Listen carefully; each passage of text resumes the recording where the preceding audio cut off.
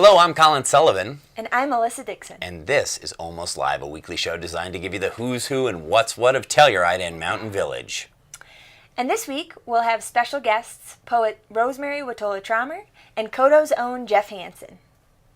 Catherine Warren is going to join us for her Warren Commission on the news on the local music and entertainment scene. We're going to have Yoga with Barbara, sponsored by the Yoga Fest and the Wine Geek Food Freak himself. Mr. Patrick Legans is going to do a lovely Saltimbocca for us. This week, we'll see a retro ride with the KOTO Lip Sync's 2005 competition. Then we'll see Thank Ghost It's Monday. Then we'll head over and see Becca and Ryan at Telluride Fuel for Fuel Up. And we'll see a profile of one of Telluride Truffle's most popular truffles, the Black Diamond. Now let's head over to Catherine and Colin for the Warren Commission.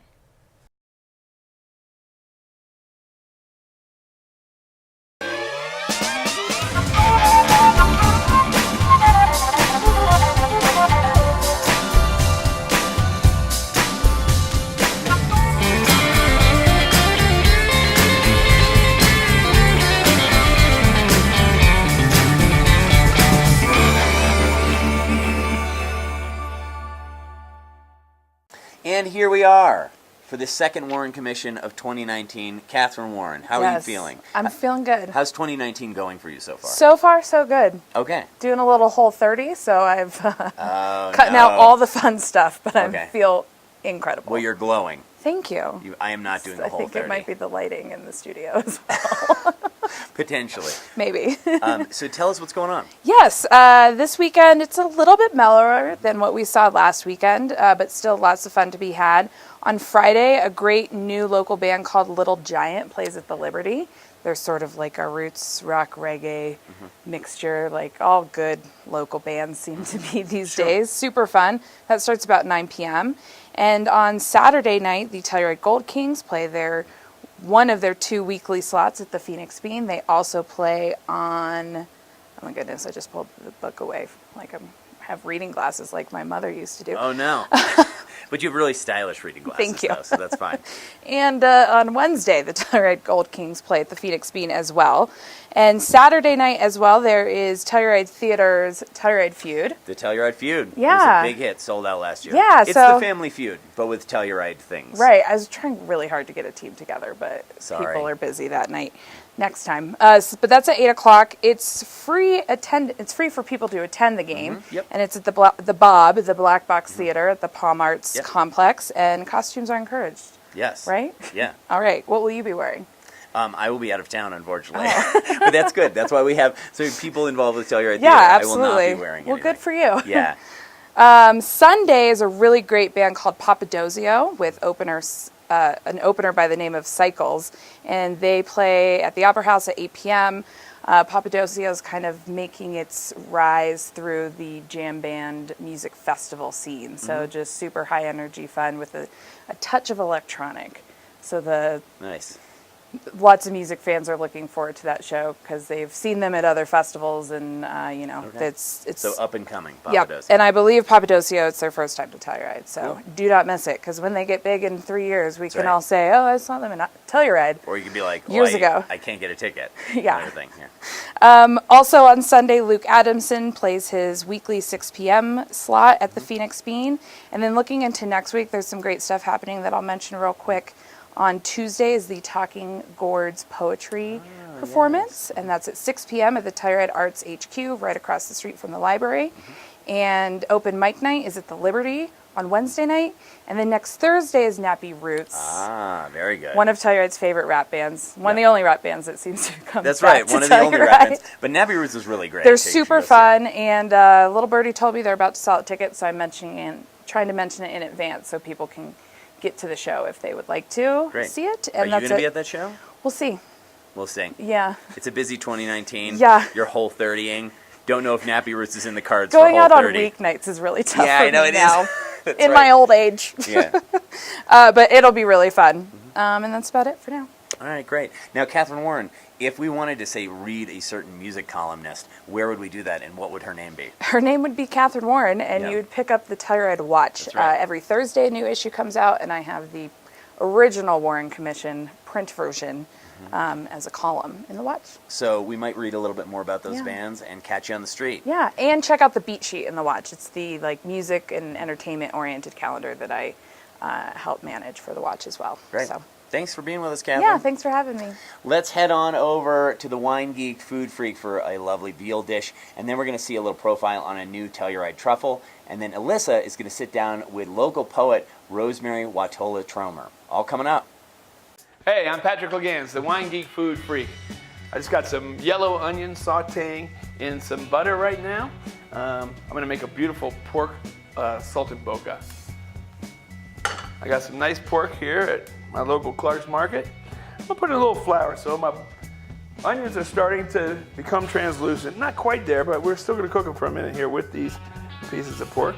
So I'm gonna put these guys right here on the bottom. I kind of push away the onions a little bit just because I want them to be completely on the bottom of the pan.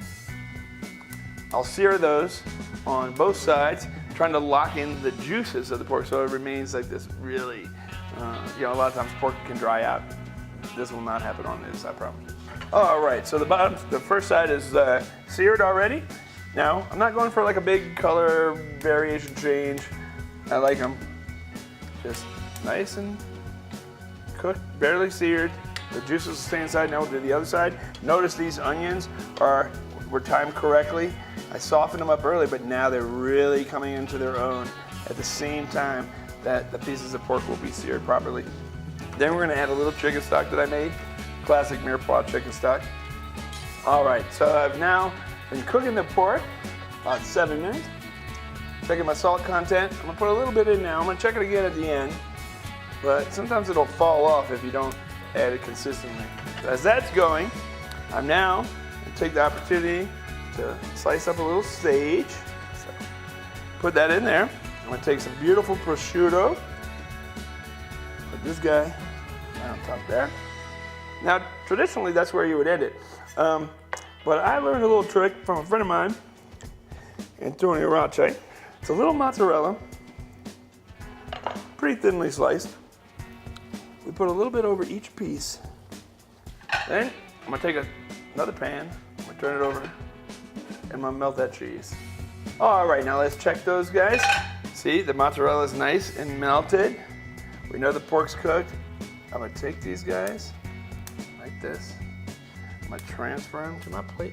Stack them over each other just a little bit. Now, I'm gonna add my pasta, and I'm just gonna reduce. All right, now look at that sauce. That is perfect. Look at the consistency. It doesn't break at all.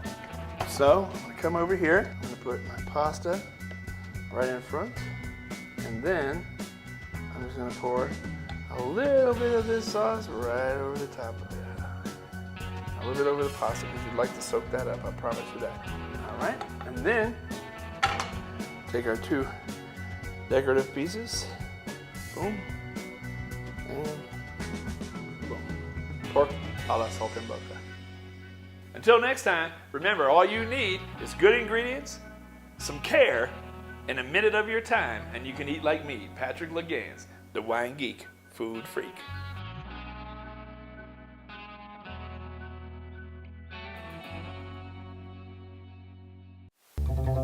Whatever you can do or dream you can, begin it. Boldness has genius, power, and magic in it. Success is getting what you want. Happiness is wanting what you get. A mind is like a parachute. It doesn't work if it is not open. Thank Ghost it's Monday. The best time to plant a tree was 20 years ago. The second best time is now. There's really never a bad time to do whatever needs to be done.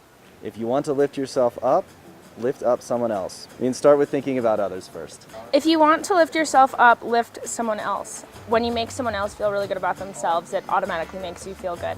We are an impossibility in an impossible universe. On a day like today, when it's blue skies and there's been snow overnight, you're finding coyote tracks and deer tracks everywhere. I think it's just really important to remember how lucky we are and to just be here.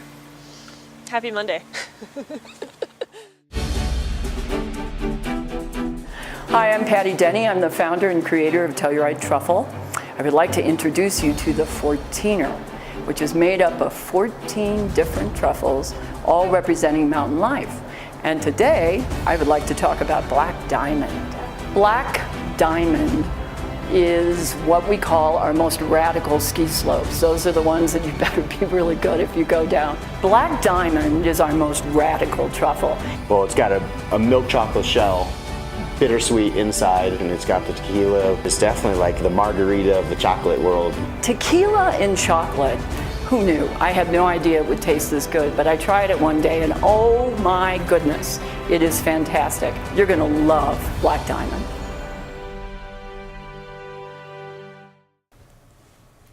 And we're back with poet Rosemary Watola-Trommer. Hi, Rosemary. Hello, Alyssa. Thank you for being here. I'm delighted to be here.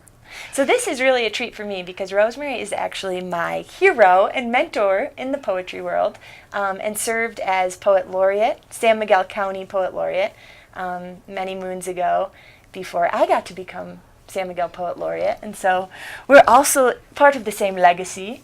And it's such a thrill to have you here today. So, yeah, tell us about how you came to Telluride, your origin story. So, when I first came to Telluride in 1993, I was with my girlfriend from Germany, Babette. And we had been in Wisconsin. We were traveling from Wisconsin all the way out here because she'd never been anywhere but Wisconsin in the United States. And I said, you need to know there's more.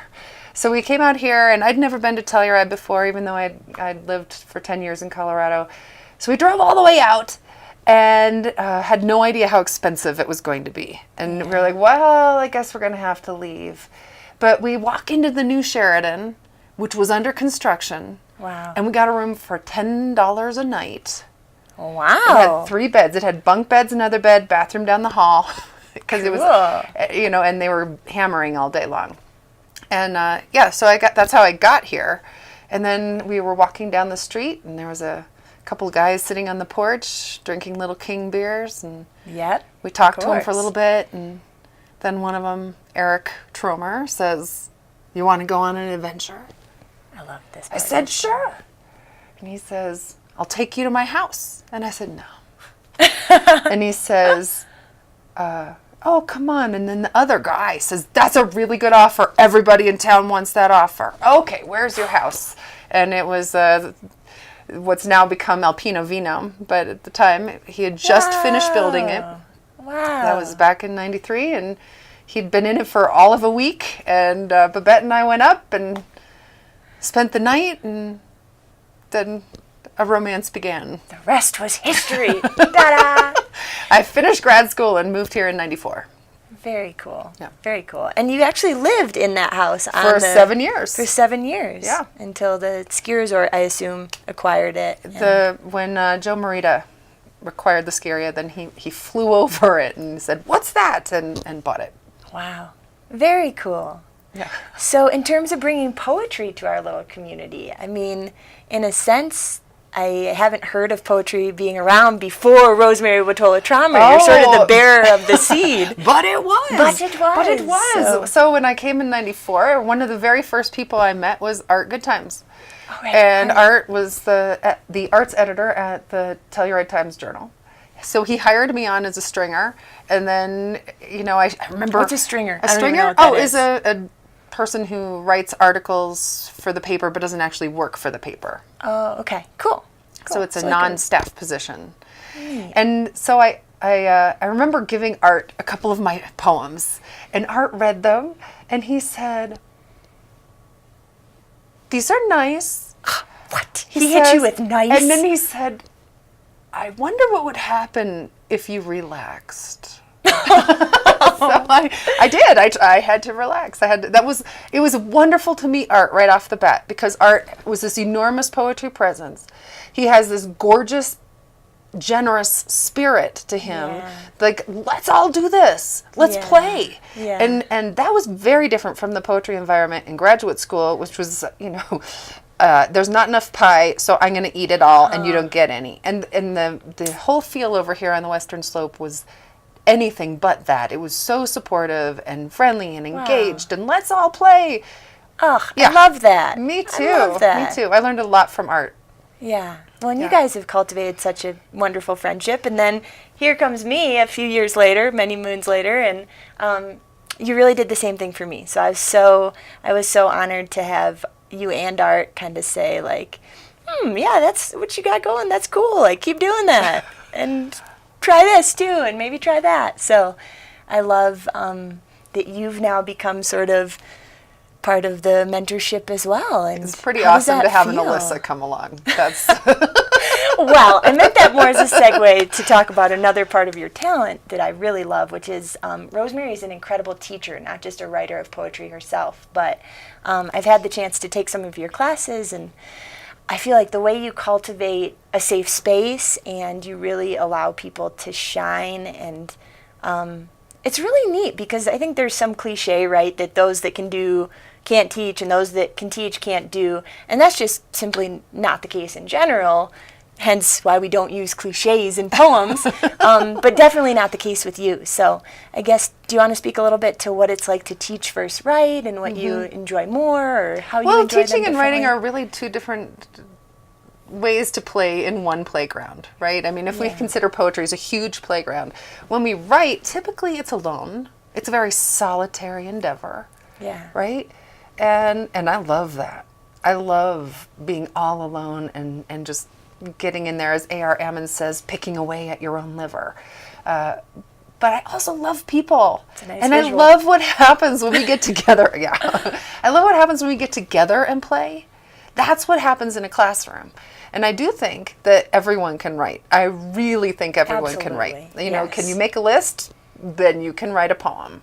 Some of the best poems are just lists. Absolutely. Yeah. And I guess to speak to that, I feel like I wrote poetry or did slam poetry before I really had any idea what poetry was. I'd seen slam poetry, and so I emulated that, talking about issues. But I felt like you had so many little nuggets of what a poem really is that's so helpful to people who don't do poetry often. And if you want to maybe just share the one that's coming to mind, of course, is like the showing and telling, or the internal emotional landscape meeting external physical landscape. And so I do like if to you wanna think of tell a the poem audience. as being a bridge between worlds, right? Yeah. So the poem helps us bridge what's happening outside of us and what's happening inside of us. And that's why I do like to say, often the advice that most people give writers is show, don't tell. And I say, no, show and tell. It's really important. You want an example? Yes, we would love an All right. example from one So of these this is, views. I'll do the title poem from my new book, Naked for Tea, and it goes like this. That's right. I showed up naked for tea. I know it's not the proper thing to do. I had on more clothes when I left the house, and I'm a bit surprised myself to find I'm wearing nothing more than this pink scarf. At least it is soft, the scarf. At least it is warm, the tea. You don't have to pretend you don't notice. I won't either. We'll just go on. It is a bit awkward at first, as most things are, but maybe by the time you pass the cream, you too will have gotten out of your own button-up shirt, your judgment, your embarrassment, your belt. Maybe it will be so wonderful, this lack of anything between us, that by the time we get to the bottom of our cups, we'll wonder why we would ever spend an afternoon together any other way. Yeah, I love that one. Yes, so beautiful. And that is from Rosemary's newest book, Naked for Tea, which is absolutely outstanding. If you're looking for a daily practice, just what I love to do, which is read a poem every morning, it's great for that. If you're looking for a gift for friends, it's just such a gorgeous book, Rosemary. You did such an amazing job. And I mean, look at the cover even. I know you didn't have much to do with that, but I think it really sums up how I think of your poetry, which is that you make it cool and you make it okay to not be perfect. And you really show the vulnerable side and the beauty and the wonder. And I think the book is really all about vulnerability. Vulnerability. Yeah. The one word spiel would be vulnerability. Vulnerability. People can check out my poems. I write a poem every day. I've done that for over 10 years. Cool. And people can check them out at 100fallingveils.com. Awesome. And you can check out my website, wordwoman.com. It has lots of information about where I'll be performing and teaching next and what's coming up. Yeah, and Rosemary's a regular teacher at the AHA school and at the library for that matter. So Lost in Motherland looks at writing into being a mother. So tons of opportunities to engage either with her work or with her as a teacher. And thank you so much for being here, Rosemary. This Thanks, is Alyssa. Such a treat. Thanks for coming to Telluride. Right back at ya. And now we'll head over to see Ryan and Becca at Telluride Fuel for Fuel Up. And after that, we'll be back with an interview with KOTO's own Jeff Hansen. Hi, I'm Becca, And I'm Ryan, and we are Team Fuel. and this is Fuel Up.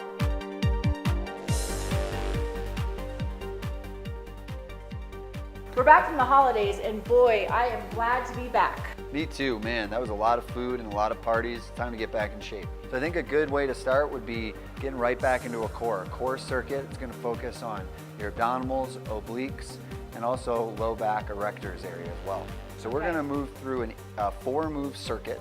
Okay, you're going to do each of these exercises for 30 seconds, and then you're going to rest for 30 seconds. You'll do that twice. That's a total of 8 sets. Okay.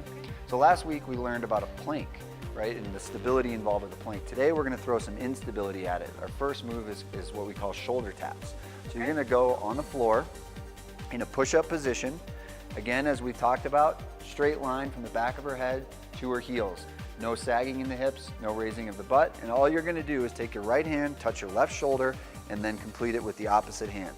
And all this does is add a level of instability and makes a regular plank just a little more difficult. 30 seconds of work right there. How could I modify this, Ryan? That's really hard. So an easy modification with planks is you can always go to your knees. So you could do this on your knees and a lot more stability for you as long as you maintain that straight line, especially through your spine. So we're going to do that for 30 seconds. We're going to move on to our second exercise, which are flutter kicks. You're going to lay down on your back, maintaining contact with the floor with your lower back, a hollow body position, we call that. And then what you're going to do is lift both feet off the ground, engaging your abs, and now kick one foot towards the ground, not letting it hit the ground. We're just alternating and kicking. See how she has nice control here? A lot of abdominal activation. What we're gonna do to add a level of difficulty here, we're gonna add a dumbbell in unilaterally, so on one side. What that is gonna do is force her to stabilize and really increase the activation in her abdominals. 15 seconds there, and then switch to the other side and finish out that 30-second set, just like that. Now, if this is too challenging for you, you can obviously do this without the dumbbell, just the flutter kicks. Our third exercise is going to be snow angels. So this is actually a posterior chain. We're going to go down on the floor on our stomach. We call these snow angels or reverse snow angels. And this is posterior chain exercise. You're going to bias external rotation. So point your thumbs towards the back of the room, or at least attempt to. Lift your hands off the ground and slowly snow angel your arms back towards your hips, just like Becca is showing us here. Perfect control. A lot of activation in her erectors along her spine, as well as her glutes and hamstrings. Great total body posterior chain exercise. The name of the game here, again, is control. And as she drops her hands, modification available for this exercise, just take it in segments. I, Y, T. That way you don't have to keep your hands up the whole time. Notice how she drops and then comes down, and that's a little more beginner friendly. Our fourth and final exercise of this circuit, it's never too bad to visit the classics, is a good old-fashioned sit-up. A lot of people say, oh, we can't do sit-ups, or we heard they're bad for you. It's not exactly true. What you might want to do is warm up some flexion and extension in the spine. So she's going to slowly go down, rounding her spine just a little bit, just to feel that flexion, and then slowly come up. Good. And now we have her spine warmed up. We can go ahead with a full sit-up. She's going to put her arms over her head and sit up. A little momentum's okay. If this is too difficult, you can anchor your feet under something, say a chair or a table or a kitchen counter or a dumbbell, whatever you have available. That'll provide some more stability for you to perform the sit-up. Wow, that was great. Thanks, Ryan. Oh, thanks, Becca. Thanks for tuning in to Fuel Up, and we'll see you next time. See you soon.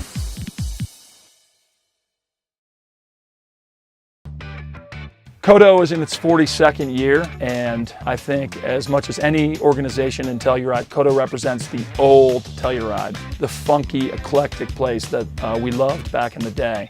Everyone has access to KOTO. Everyone has a radio. You can always tune in, check in, find out what's happening. You can hear the news. You can hear some of your friends on the radio. It's just a great way to stay in touch with what's going on in the community. This radio station does so much for the community.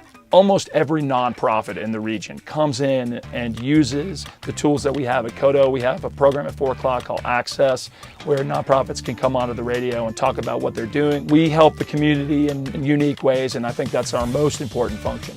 KOTO just launched a new program called KOTO Go, and it's an online initiative. You can get it on KOTO.org or on your mobile device, and it's basically a calendar app where you can find out what's happening in Telluride. 42 years into our existence, KOTO is really thriving. We're helping more nonprofits than ever. We have 800 members, which is a record for us. We just launched KOTO Go, and there's a really positive vibe around the station. You know, the future's looking great for the station, and I'm personally really proud to be a part of it.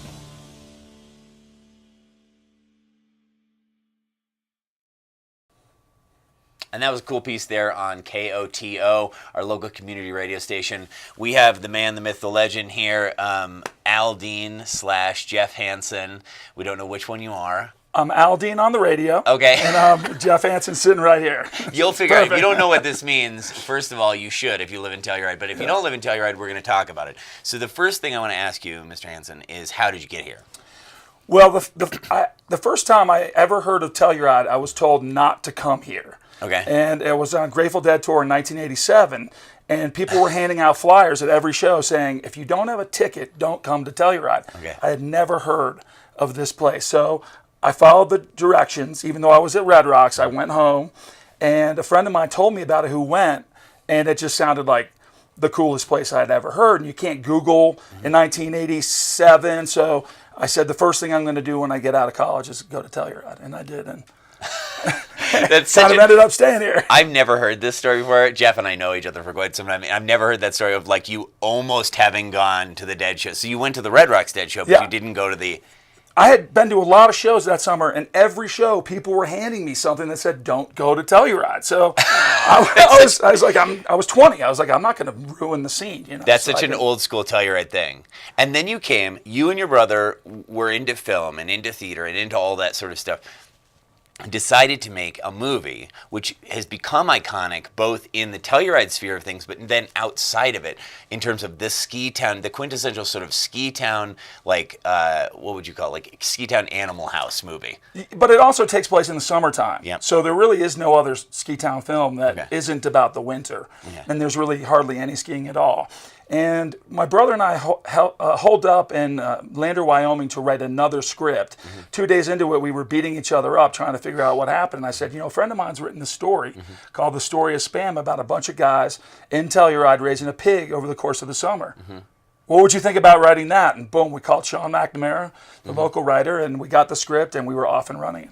That's right. And that movie is called Scrapple. You can where can you find that movie? Well, Amazon Prime. You can watch it on Prime. And there's a version on the internet, and it's a pretty good looking version of it. So we did version or something. Yeah, it looks good. So if it looked bad, we would have tried to take it down. We're kind of over, thinking we're going to make any money on it. So we just want people to see it. Yeah, and now people have seen it. A lot of people. We've shown it many times here in Telluride. I might have interviewed you the most out of anybody at all these venues. It was shown once to Open Mountain Film. Is that right?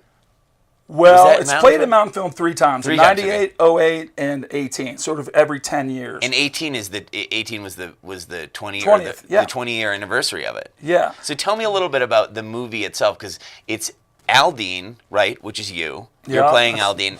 And then it's a cast which you cobbled together from various places, including from L.A., right? Is that right? Yeah, we had we did readings in New York, Chicago, and Los Angeles, and we actually cast somebody from each place, and they're all very good. They are, yeah. The actors we got from those casting sessions were great. We were looking for Al Dean for myself, And we just never found anybody who my brother, the director, felt could do it better than me. I did not plan to be in the movie, but you know, I would always read the other part, and my brother's like, well, he's awfully, you know, he's good at Aldine, so I became kind of the main character. Yeah, and then so I hesitate because we could go on. We literally go like a 30-minute thing on. Well, on you Scrapple. show it, right? Because I like yes, we will. But like yes, we're going to show Scrapple. Yeah. But Scrapple's great. If you haven't seen it here in Telluride, you absolutely need to see it. I just want to say, like looking back now at the movie, as it's become this weird cult classic kind of a thing. Okay. When you look at it, do you look at it as like a preservational thing about Telluride at that time? Because you guys are looking to buy a house in the movie, and it's from drug money. Yeah. Well, that's and it's about a time that's earlier in Telluride. So it was made in '98, but it's really kind of about like the late '70s. Yeah, right? it takes place in 1978. I mean, that was sort of where it was, and a big part of it is that idea of there was a time in Telluride and other ski towns where people were selling cocaine and buying real estate. And there's a line in the Don Henley song, Smuggler's Blues, Hide It Up in Telluride. This was a real thing. So we thought that was a really interesting part of the history of Telluride that had never, or any ski town that no one had ever told. And so we tried to wrap a story around that and these guys raising a pig over the course of a summer. It's a fantastic movie. It's like when I say it's the Animal House of ski movies, it really is in a lot of ways, and it's really great. It's got a tremendous amount of heart. You should absolutely watch it. If you live here, it's required. Yeah, well, Taj Mahal, who did the music, calls it the Dazed and Confused of ski towns, and Men's Journal magazine called it the Ski Bum's Easy Rider, which we love. Yeah, the Ski Bum's we love that. That's right. It's a little bit dated. Maybe not everybody's seen Easy Rider, although an incredibly classic movie, but that is actually a little bit more accurate, I would say. And I can't ask you this question. Sure. You're going to have to ask Jeff on the street or go to KOTO, because he's the director over at KOTO, and we're going to talk about that in a second. But he just mentioned something, which is that Taj Mahal, that's right, the Taj Mahal, did the music for the movie. So that's a pretty incredible thing. Ask Jeff about that on the street. See Scrapple. And now you're living sort of the grown-up Scrapple life here. You came back to Telluride, and you're directing KOTO, which is this beautiful public radio station in the middle of the mountains here. Well, I would say it's probably the institution that most represents the time that Scrapple takes place in. Yeah, I think that's right. Mean, we were founded in 1975. And Telluride, I mean, KOTO's kind of holding it down for Telluride. That's kind of the way I look at it. That we're just keeping it real and making sure that Telluride remembers where we came from, and it's great radio. I think that's right. I think, especially considering, like, explain a little bit, for those of you who don't know, explain a little bit about KOTO and how things get programmed and those kind of things. Well, it's one of only a few, and I mean a few, radio stations in the country that is completely commercial-free, non-underwritten. Yes. And that's really the NFCB, Federation of Community Broadcasters, can't really find more than 2 or 3. Yeah. And what that means is we can play whatever we want, and we never have to say this song was brought to you by X store, and we survive almost entirely on the support of our listeners and our donors, and it's an incredible accomplishment. And from a DJ standpoint, it's amazing because we can go out and play whatever we want, and it's really, put it this way, there's 350 million people in the country. There's only about 150 that get to do what we do. That's right.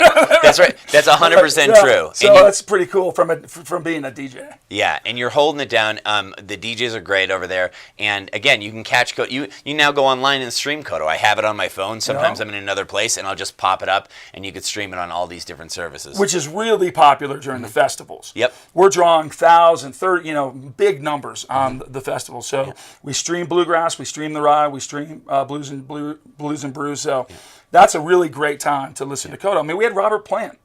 That's so, right. I mean, it's pretty cool. That's right. So, so my last thing would be, there's a thing coming up for KOTO, and again, which is another thing that you have to do if you're from Telluride, which is KOTO Lip Sync. It's one of, I would say, one of the most iconic local events in Telluride, and it's a total blast. And we have kind of a running joke that nobody knows when it started, so every year we put a different year in the poster. It's like 38th, and but it's super cool, and it happens on Friday, January 25th at the Opera House. And it's one of those things you gotta go to it. If you haven't seen it, you really need to check it out. It's super cool. Yeah. Hey man, Thanks for joining me. You guys can catch Jeff Hansen if you want to be part of KOTO Lip Sync. Just you can call KOTO or get in touch with Jeff. GEOFF at KOTO.org. GEOFF, guys. Geoff. Thanks for being here, buddy. Thank you for having me. Yeah, KOTO is a true community organization, and that brings me to Telluride TV, which is a public access channel that depends on public support. And we want to give a shout out to a few of our most generous supporters, the towns of Telluride and Mountain Village, the Telluride Foundation, and the Telluride Ski and Golf Company. And now let's head over and check out a retro ride and yoga with Barbara.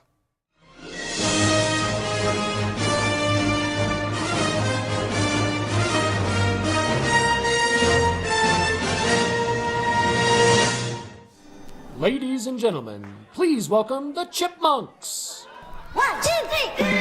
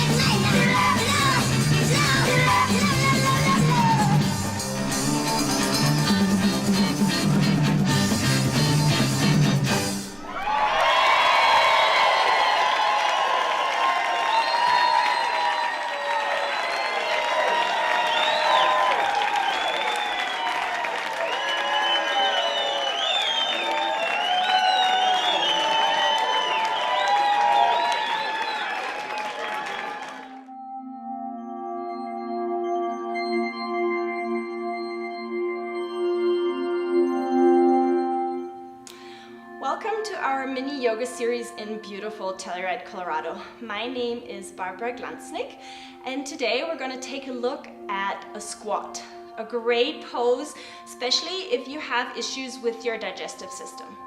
So this mini series should provide you with some easy stretches that you can do throughout the day, especially when you don't have a lot of time. As always, I want you to really focus on the breath. So we're going to inhale and exhale through the nose only. Also, really move with care, listen to your body, and acknowledge and honor where you are today.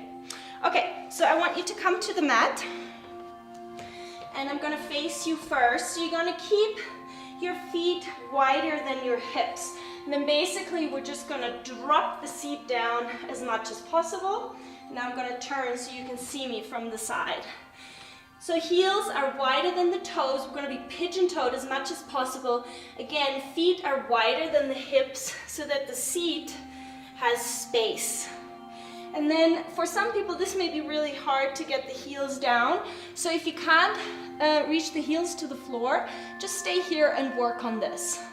If you have the heels somewhere closer to the floor, you can feel that the insides of your upper arms are pressing against the knee. So now place your hand in prayer and reach your arms against the knee, creating more space. So we're going to sit here for quite some time, gaze in the direction of the nose, and just breathe.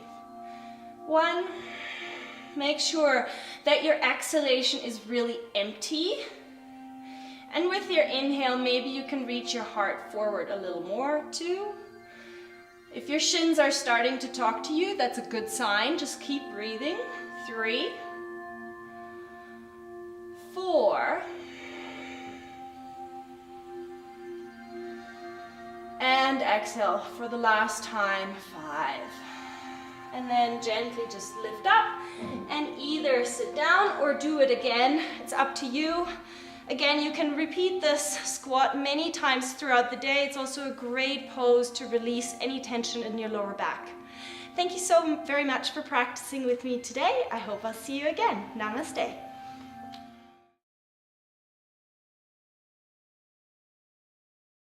Lost in a strange land, caught up in this game plan, trying to find my way back to the train station. Looking outside, but it's not a placement, it's a state of mind. Graceland. Heaven is here.